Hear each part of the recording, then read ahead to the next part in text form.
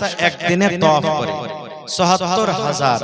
আল্লাহর নবী বলেছেন যে একদিনে যে ফেরেশতা আল্লাহর ওই ঘরের জিয়ারত করে তওয়াফ করে ইবাদত করে চলে যায়, কিয়ামত পর্যন্ত আর দ্বিতীয় চান্স দ্বিতীয় বারে আর আসবে না।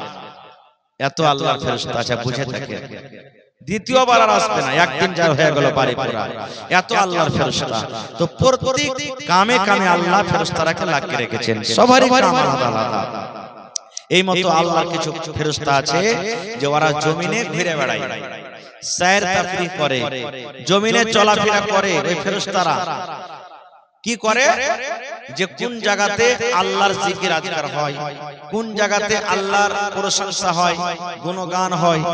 এবারে ওই ফেরেশতারা খুঁজতে খুঁজতে খুঁজতে যখন দেখবে যারে ওই মনোহর গ্রামে আল্লাহর জিকির আজকার করে হয়েছে, দ্বীনি মজলিস লেগেছে, নবীর নাম হয়, আল্লাহর নাম হয়, তখন ওই ফেরেশতারা অন্য ফেরেশতাকে ডাক দেয়, রে ফেরেশতার দল, এসো এসো এসো, এখানে এসো, তোমরা এখানে এসো, এখানে আল্লাহর জিকির আজকার হয়েছে, দেখো আল্লাহর খাস বান্দা বান্দীরা বসে আছে।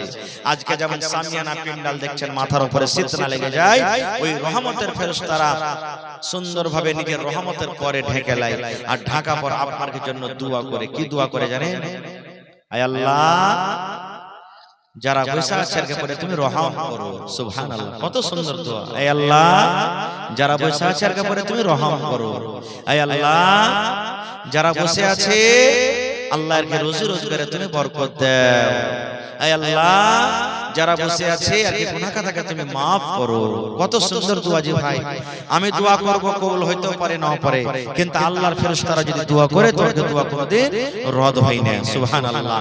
এই দেখেন শেষের বেলাতে আমার ভাই 1000 টাকা দান করে দিয়েছেন, মাশাআল্লাহ, জাযাকাল্লাহ। 1500 টাকা হাজি ভাই, আর 500 টাকা দিয়ে 2000 করিয়ে দেন। হ্যাঁ, সুবহানাল্লাহ, মাশাআল্লাহ, জাযাকাল্লাহ, হায়াকাল্লাহ। বেনামিতে আল্লাহ শেষের বেলাতে 1500 টাকা আল্লাহ জমা করে গেল। 15,000 টাকা মনে করে তুমি কবুল করে নাও। মনের আশা আল্লাহ পুরা করো, রোজ রোজ করে আল্লাহ বরকত দাও, কামাই কামাই আল্লাহ বরকত দাও, দুনিয়ার ভেজাল, দুনিয়ার ফিতনা থেকে আল্লাহ বাঁচিয়ে রাখো। হে রব্বুল আমিন, মা বাপ, দাদা দাদি, নানা নানি, শ্বশুর শাশুড়ি যারা বেঁচে আছে ভালো রাখো, আর যারা কবরে চলে গেছে আল্লাহ তাদেরকে কবরে তুমি জান্নাতের বিছানা দিয়ে দাও। রব্বানা তাকাব্বাল মিন্না ইন্নাকা আনতাস সামিউল আলিম। আমিন সুম্মা আমিন। শেষ করছি ভাই, হায়াত বাকি, মুলাকাত বাকি। আমি সূরাতুল ফাতিহার আলোচনা আপনার সামনে করলাম। এই সূরাটাকে আল্লাহ দুই ভাগে ভাগ করেছেন, এক ভাগ বান্দার, এক ভাগ মানুষের। তা আমি একটা আয়াতই আপনাদের সামনে রাখতে পারলাম। আল্লাহ যদি হায়াত রাখেন ইনশাআল্লাহ এই বিষয় নিয়ে সূরা নিয়ে আবার কোনদিন আলোচনা করব।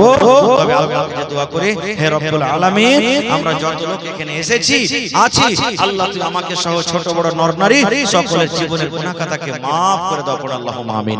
হে আল্লাহ, তুমি রুজি দাতা, তুমি রুজির ব্যবস্থা আল্লাহ তুমি আমাদের করে দাও। আল্লাহ তুমি আমাদের খাটাতে, রুজিতে, রোজগারে, দানাতে, পানিতে বরকত দাও। আল্লাহ ঈমানের হালাতে রাখো। আল্লাহ সমস্ত মুসলমানের জান মাল ইজ্জত আবরুর মসজিদ মাদ্রাসা তুমি হেফাজত করো।